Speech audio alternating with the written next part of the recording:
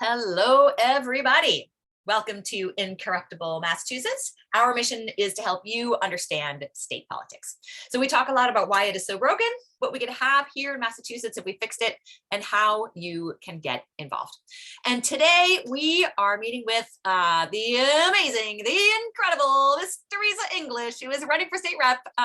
We will introduce her in just one second, but before that, I will have us regulars go and let you know who we are. So Jordan, do you want to introduce yourself? My name is Jordan Berg Powers. I use he, him, and I have several years experience in Massachusetts politics. And I am Anna Callahan, she, her, coming at you from Medford. I ran for state rep and was involved in state politics before and after. And I'm super excited to have Teresa English here. Teresa, can you just give us an intro to who you are and let us know a little bit about why you are running for state rep? Sure. So I'm Teresa English, she, her pronouns. I got my start in politics in 2015 when Bernie Sanders did his first run for president. And that was such an amazing experience. And then I transitioned into working for the Democratic Party of Georgia when Hillary had won the primary, and that seemed the only course forward. And then we moved to Massachusetts in 2017 and immediately got involved here in 2020 during the pandemic. I was teaching at Lawrence High School, and because I'm a history teacher, and I was really struck by the way that the pandemic affected my students and the community of Lawrence, and the way it affected my kids who had the access to a quiet room in their house, right? We had a computer, a reliable internet connection, and the students as a whole in Billerica were affected in dramatically different ways. And I had a lot of hope that our state would take the challenges that we were faced with and make some valuable changes that would affect, average ordinary people. And we didn't do that. We missed a really great opportunity. And I'm running because Billerica does not have a voice at the state house that can get anything accomplished. I'm a mom, a teacher, and a veteran, and I'm running for state rep here in Billerica to get stuff done. Fantastic. So I know that you are running in a district where there happens to be a Republican incumbent. People don't really think too much about this because we have so many Democrats in the state house, but there are quite a few Republicans. What is it like to be running against a Republican incumbent? It's strange. It's like we live in two different realities. I'm having conversations on the doors with people who are worried about inflation. They're worried about schools. They're worried about whether or not their job is safe, whether their kids are safe. And my opponent is only talking about critical race theory and post-birth abortion. His words, not mine, because that's not a thing. What? Yeah. But so that's his focus, and that has been his focus the entire time. He's one of the only people in the Massachusetts State House that year after year, session after session, files a bill to reduce access to abortion. He was one of the people who supported a bill that allows protesters to get closer to abortion clinics, which I think is especially terrible now, right? Like those are his values, and those are not the values of Billerica. So it's really strange to be constantly having these conversations of, I support green jobs, he supports post-birth abortion restrictions. Like it doesn't make a lot of sense, and it's a difficult thing to thread when you have people that believe he's a good guy, right? Because all they see is what he's marketed himself as, just a Billerica boy who gets Billerica and fights for Billerica. And that's his persona, when the reality is very different. I mean, I think that's a lot of, that's a lot of, there's sort of an overflow of like of the sort of conservative nationalism and the sort of like, oh, they fight for us, but like it's amorphous nonsense, right? Like it's just like, oh, like what about like fighting what? Like, like there's not, it's not real. They're literally fighting ghosts. They're fighting nonsense, but because that's their perception that they put out there. Like, we're fighting for you. It's just like against things that don't exist. Like, yeah. I also think there's this really interesting dynamic where people are very deeply unhappy with the policies that get passed through Congress, with the policies that get passed through the State House, and yet they choose to support their incumbent congressperson. They choose to support their incumbent State House person because of their personality and because they're a nice person, even though they don't agree with them on policy. And so people just don't, because we're human and we're wired to like deal with human beings and treat them nicely if they are nice, if they seem friendly, that we can't seem to, really to muster the fortitude to vote for policy, for people who support the policies that we need.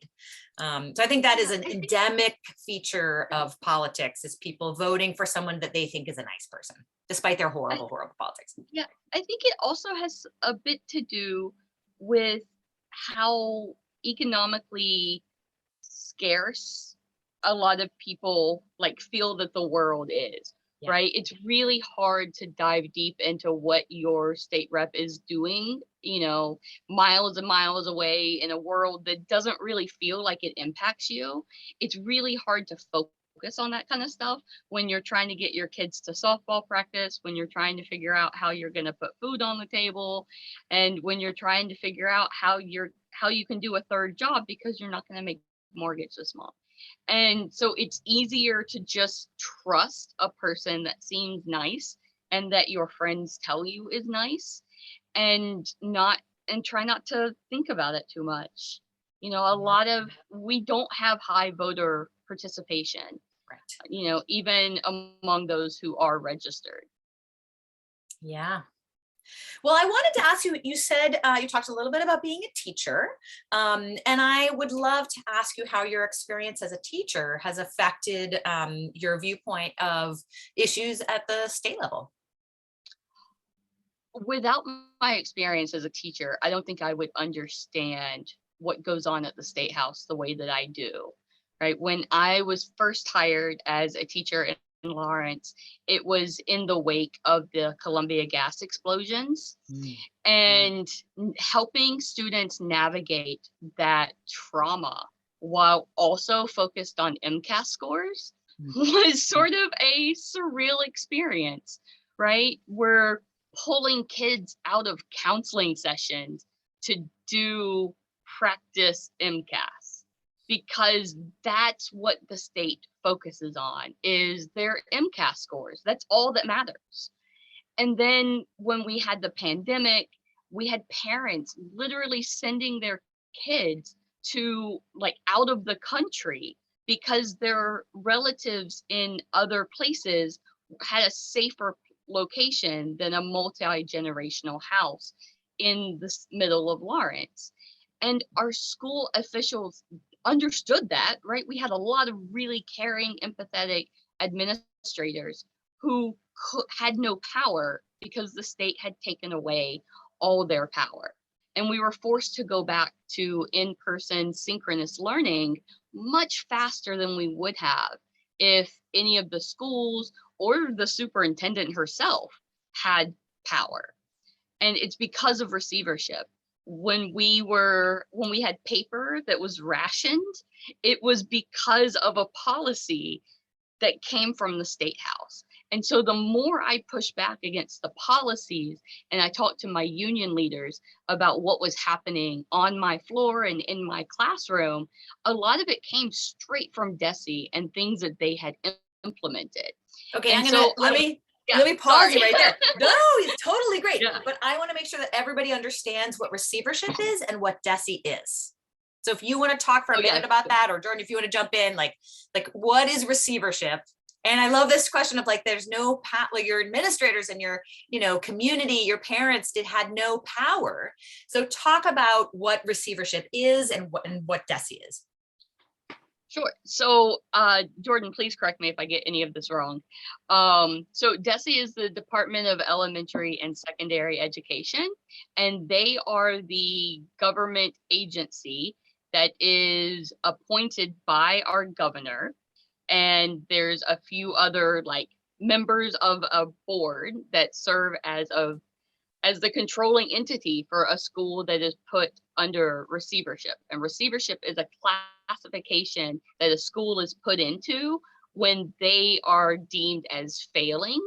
So their scores are low, or maybe their graduation rates are low, but the state of Massachusetts has determined that the local officials no longer have the community's best interest at heart. So the state takes it over and dictates everything that happens from that point on.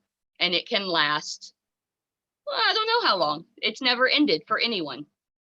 Yeah, so DESE, the DESE is the Department of Education essentially for the Massachusetts. They do everything, your curriculum, your MCAS oversight. They oversee all of the schools.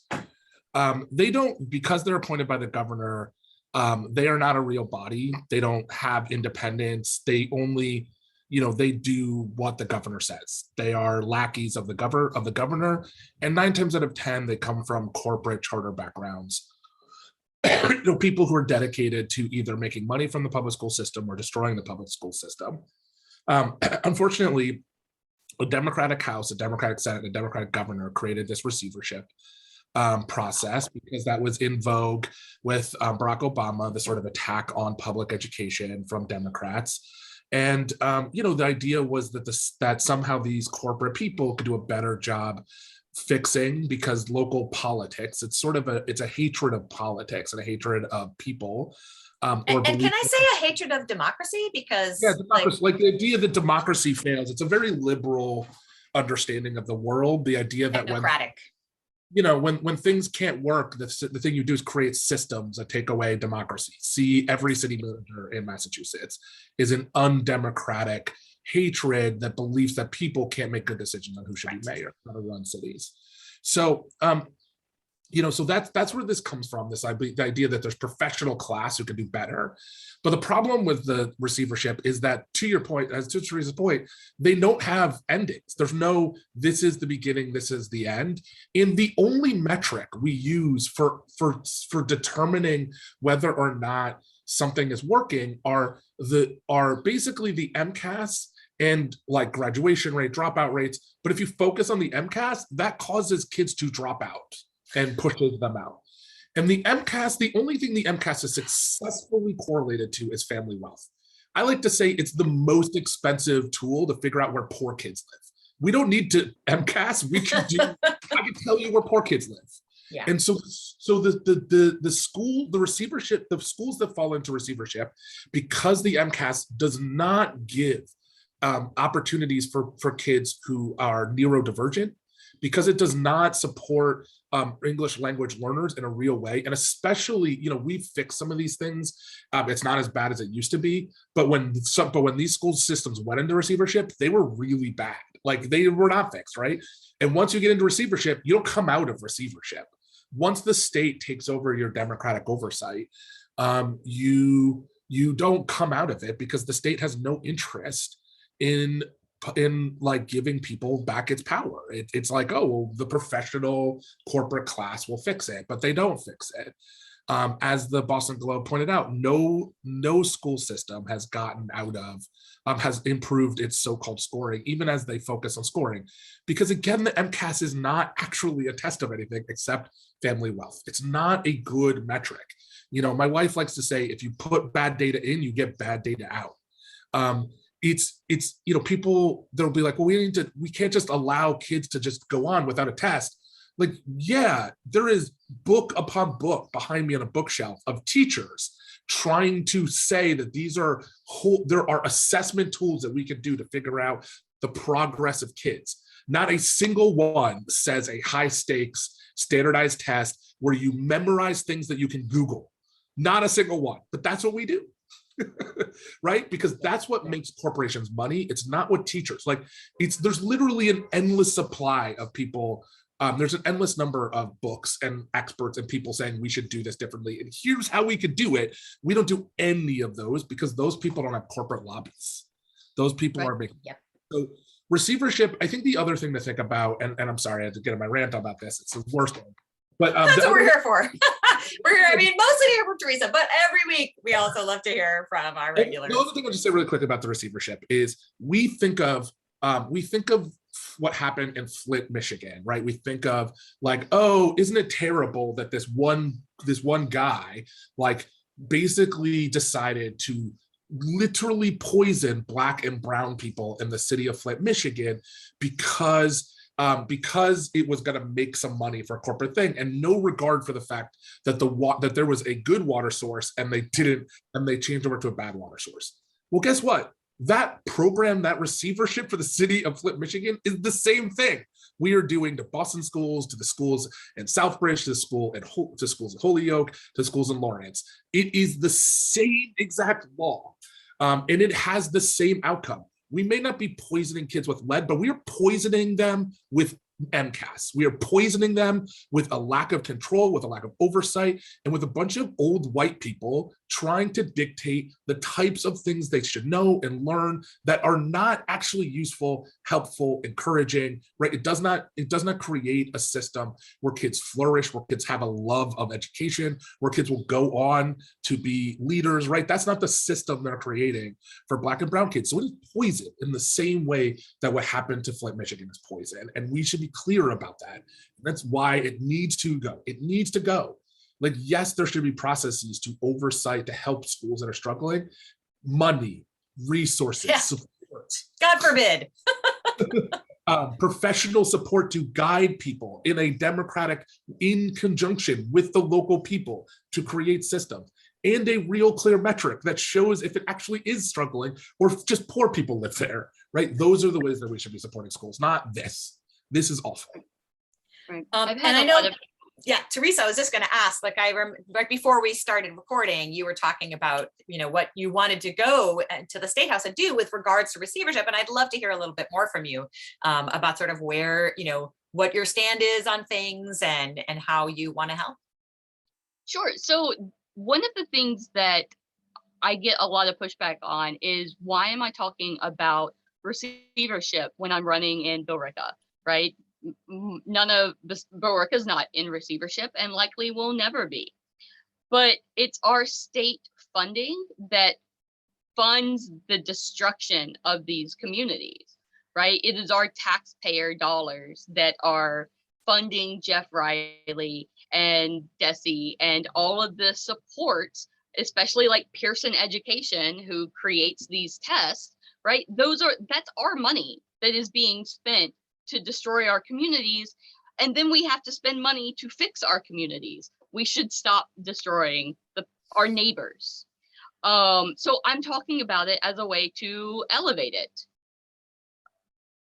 Jordan has a book that he's showing us that it looks like a DM guide for Dungeons and Dragons, but I'm guessing it's not. It is Ella's kindergarten math workbook as created by Pearson's. Half of it. That is two of these for kindergarten. It looks like for those who are just listening, it looks like a phone book. Yeah. Congratulations. This is what it looks like to kill public education, of the love of education in Black and brown children. Yes. This is Pearson. This is money. Billions of dollars we spent on this. And some of those dollars come from Billerica. Absolutely. Absolutely. And when we're talking on a larger scale too, it is unacceptable for a school to have dropouts. As far as the educational model in basically the entire United States it is unacceptable for anyone to drop out of school in our model right now. And so we are graduating students who do not meet graduation requirements. Now they can test, they can take a test and they can bubble in stuff, but they don't have skills because we're not teaching skills, we're teaching test taking. And so that is harming generations of students.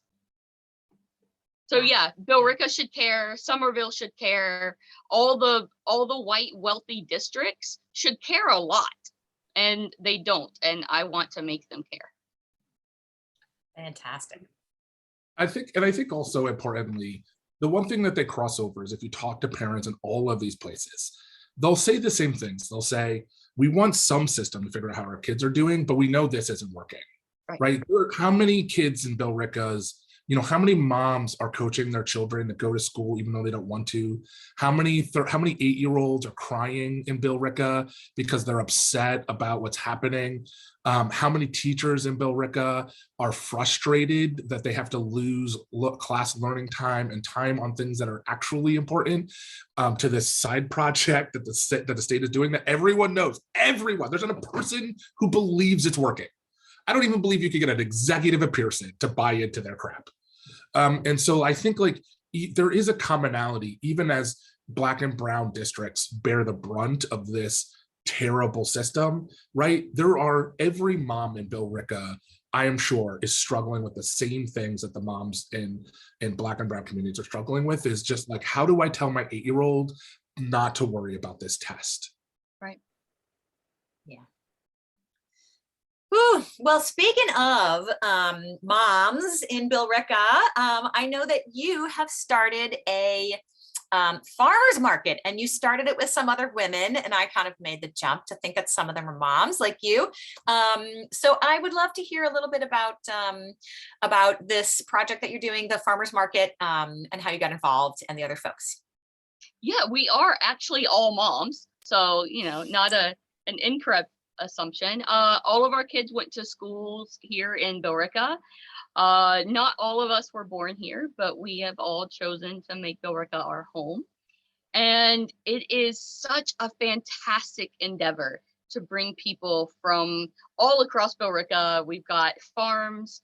Billerica is not a farming town anymore, although some people like to claim that it still is.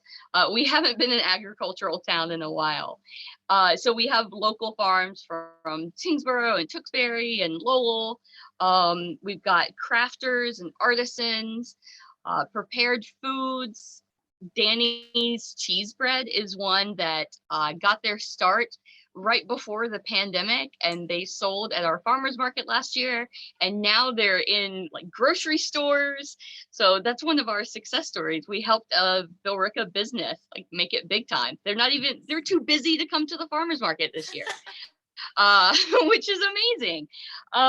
So there's all these great things that are happening around the farmers market, and accessibility to good, fresh produce that is grown locally. I'm really proud that I was able to get SNAP benefits back to the farmers market. We applied and received a community funds so that we can match every SNAP purchase up to $20 for anyone coming to the market. Hopefully next year we might even increase that.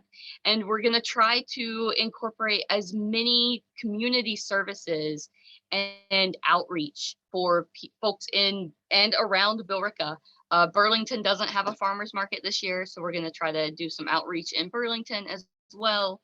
And we go from June to October. So that's where I'll be every Monday afternoon. And we're even partnering with Concerts on the Common for a few weeks this year. So, the center of Billerica will be a fun, festive environment for a few weeks. And the coalitions that we've built around the farmers market are really important, right? We've managed to increase the relationships between the community pantry. So our farmers are supporting the community pantry. We spoke with several public health experts about bringing some of those services to the market to increase outreach around those. And it's really nice to be part of something with such a broad reach and with so many different people from different perspectives working together for a common goal. It's something I'm proud of and something that I'm excited to take to the State House. Wow, I have to say, I am also really excited to hear about ideas like these, because you have managed to do something that often people wait until they can pass legislation to do. They think that like the state needs to do it, the city needs to do it, they've got to write a bunch of legislation, it's going to be months and months or years and years. And you are just, making the relationships with people to actually do the work, and connect the farmers with the food pantries like directly. Like we don't have to wait for government bureaucracy to happen. And so I'm really excited whenever I hear these sort of creative ideas of how to make our society functional and supportive of people, even before we can pass legislation to make those things, into official policy. Yeah, I think a lot of times we spend so much time studying things and talking about things and trying to craft the perfect thing that nothing gets done. And it's okay for things not to be perfect, right? Like the objective is not perfection. The objective is whatever you're trying to do. And so we should just be doing it. I love it. I know that Jordan had a very important question for you. Oh goodness. Well, what's this question, Jordan? So I've been thinking about this a lot. Obviously, we've talked to you before in the past, and I thought about it then. So I have noticed that your chair is the same color as your signs and your logo. That's what I was looking for, logo. And I want to plan that. Do I have to like redo my trainings? Like, it's pretty awesome. What are the chances that would happen? I mean, I did go through a merge training, and I'm pretty sure I did. I remember that part of the training. Yeah. Although, so at the beginning of the pandemic, I'm sure like a lot of people, I had a desk chair that was okay. Right, it was cheap, it was functional.